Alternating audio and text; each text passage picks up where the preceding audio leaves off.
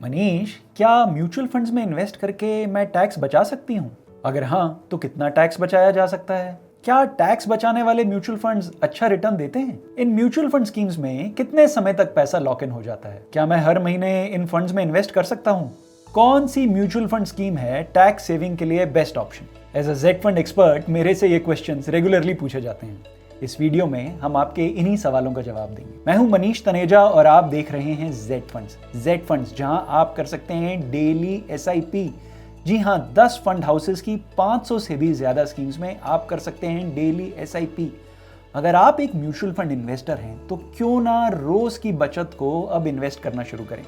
Download करें Z funds app और करें डेली एसआईपी। जेड फंड्स, जहां 10,000 से भी ज्यादा म्यूचुअल फंड इन्वेस्टर्स कर रहे हैं डेली एसआईपी। जब हम कमाते रोज हैं, खर्चते रोज हैं, बचाते रोज हैं, तो क्यों ना रोज इन्वेस्ट करें। आज ही जेड फंड ऐप डाउनलोड करें और करें डेली एसआईपी। म्यूचुअल फंड्स की एक कैटेगरी है इक्विटी लिंक्ड सेविंग्स स्कीम, यानी ईएलएसएस। ईएलएसएस स्कीम्स में 1.5 लाख रुपए तक की इन्वेस्टमेंट आपकी टैक्सेबल इनकम को कर देती है। जितनी इन्वेस्टमेंट उतनी हो जाती है आपकी टैक्सेबल इनकम कम। आप ईएलएसएस स्कीम में कभी भी इन्वेस्ट कर सकते हैं, पर आपकी इन्वेस्टमेंट 3 साल तक के लिए लॉक हो जाती है। आप 3 सालों तक ये पैसा विड्रॉ नहीं कर सकते। यानी ईएलएसएस स्कीम है ओपन एंडेड और closed ended mutual fund scheme का एक कॉम्बिनेशन। आप पैसा कभी भी इन्वेस्ट कर सकते हैं, पर पैसा इन्वेस्ट होने के 3 साल तक आप इस पैसे को विड्रॉ नहीं कर सकते। कौन सी ईएलएसएस स्कीम्स हैं बेस्ट टैक्स सेविंग और इन्वेस्टमेंट ऑप्शंस? जेड फंड्स की टॉप 3 ईएलएसएस स्कीम्स हैं DSP tax saver, Nippon tax saver और एसबीआई टैक्स सेवर। शुरू करते हैं डीएसपी टैक्स सेवर फंड से। 11,800 करोड़ के इस फंड के फंड मैनेजर्स हैं मिस्टर रोहित सिंघानिया और mister Charanjeet Singh. DSP tax saver fund का 16 सालों का लंबा ट्रैक रिकॉर्ड है। ये फंड एक फ्लेक्सी कैप फंड की तरह मैनेज होता है, यानी मैनेजर्स के पास फ्लेक्सिबिलिटी है लार्ज कैप, मिड कैप और स्मॉल कैप स्टॉक्स में इन्वेस्ट करने की। डीएसपी टैक्स सेवर फंड के पोर्टफोलियो के टॉप 5 सेक्टर्स हैं financial services, information technology, automobiles and auto components, health care और ऑयल एंड गैस। इस फंड की टॉप 5 होल्डिंग्स हैं ICICI bank, HDFC bank, state bank of India, axis bank और इन्फोसिस। क्या strategy use करते हैं फंड मैनेजर्स इस पोर्टफोलियो की कंस्ट्रक्शन में?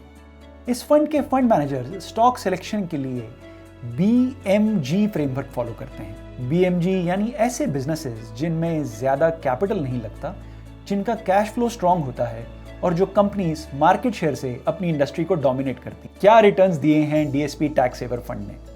आप इस ग्राफिक में देख सकते हैं डीएसपी टैक्स सेवर फंड के पिछले 3, 5, 7 और 10 सालों का सालाना रिटर्न। अगर आपने इस फंड के एनएफओ में 10,000 की मंथली एसआईपी शुरू की होती तो आज आपके इन्वेस्टेड 19,20,000 की वैल्यू होती तकरीबन 76,73,000 रुपए, 76.7 लाख रुपीस, यानी 15.66% का सालाना रिटर्न। जेड फंड्स की टॉप 3 ईएलएसएस स्कीम्स में हमारी दूसरी स्कीम है Nippon India tax saver fund. 12,500 crore के इस फंड को मैनेज करते हैं मिस्टर रुपेश पटेल और मिस्टर आशुतोष भार्गव। इस फंड का 18 सालों का लंबा ट्रैक रिकॉर्ड है। फंड के managers bottom up stock selection process को फॉलो करते हैं, यानी पहले किया जाता है रिव्यू कंपनी को, फिर किया जाता है रिव्यू उस कंपनी की इंडस्ट्री को जिस इंडस्ट्री में वो कंपनी ऑपरेट कर रही है, और फाइनली देखा जाता है मैक्रो इकोनॉमिक एनवायरनमेंट को, यानी अर्थव्यवस्था के हाल को। इस स्ट्रैटेजी को फॉलो करते हुए फंड मैनेजर्स ने बनाया है एक मल्टी कैप पोर्टफोलियो। आप इस पोर्टफोलियो में लार्ज कैप, मिड कैप और स्मॉल कैप्स के स्टॉक्स देख सकते हैं HDFC bank, ICICI bank, Infosys, axis bank और स्टेट बैंक ऑफ इंडिया। आप इस ग्राफिक में इस फंड के पिछले 3, 5, 7 और 10 सालों का सालाना रिटर्न देख सकते हैं। अगर आपने इस फंड में पिछले 15 सालों से 10,000 रुपए की एक मंथली एसआईपी की होती तो आज आपके इन्वेस्टेड 18 लाख की वैल्यू होती 53,12,000 रुपए, 53.12 लाख रुपीस, यानी 13.31% का सालाना रिटर्न। आप Nippon India tax saver fund में कर सकते हैं डेली एसआईपी। जी हां, आप जेड फंड के माध्यम से कर सकते हैं Nippon India tax saver fund में डेली इन्वेस्ट और बचा सकते हैं रोज अपना टैक्स। अगर आप इन्वेस्टमेंट से रिलेटेड इंफॉर्मेशन चाहते हैं जो है सही और आसान, तो आज ही हमारे चैनल को सब्सक्राइब करें। और हाँ, अगर आप चाहते हैं किसी म्यूचुअल फंड स्कीम के बारे में और इन्फॉर्मेशन, तो हमारे इस वीडियो के कमेंट सेक्शन में एक कमेंट ड्रॉप करें। जेड फंड्स के टॉप 3 ELSS फंड्स में हमारी तीसरी स्कीम है SBI long term equity fund. 15,300 crore के इस फंड को मैनेज कर रहे हैं mister Dilip Balachandran. Bottom up stock selection strategy को फॉलो करते हुए दिलीप जी ने बनाया है 65 स्टॉक्स का एक मल्टी कैप पोर्टफोलियो, यानी पोर्टफोलियो में है लार्ज कैप, मिड कैप और small cap stocks. SBI long term equity fund में भी आप कर सकते हैं डेली SIP। जी हाँ, जेड फंड्स पे आप कर सकते हैं SBI long term equity fund में डेली SIP। क्या रिटर्न्स दिए हैं SBI की इस ELSS स्कीम ने? आप इस ग्राफिक में देख सकते हैं SBI long term equity fund के पिछले 3, 5, 7 और 10 सालों का सालाना रिटर्न।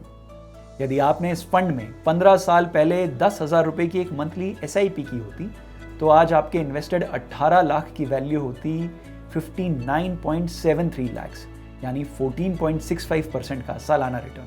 ELSS फंड्स में इन्वेस्ट करने से पहले ध्यान दें, ये funds very high risk category के इक्विटी म्यूचुअल फंड्स हैं और इन फंड्स में 3 साल का लॉक इन है। 3 साल बाद ये इन्वेस्टमेंट आप कंटिन्यू कर सकते हैं। 3 साल बाद पैसा अपने आप आपके बैंक अकाउंट में नहीं आएगा। ELSS स्कीम्स के बारे में और जानकारी के लिए आज ही अपने जेड फंड एक्सपर्ट से बात करें या हमें व्हाट्सएप पे कांटेक्ट करें। हमारा व्हाट्सएप नंबर है 7217746224। Thank you for watching Z funds, जहां है आपकी इन्वेस्टमेंट्स सही और आसान। Mutual fund investments are subject to market risks. Read all scheme related documents carefully.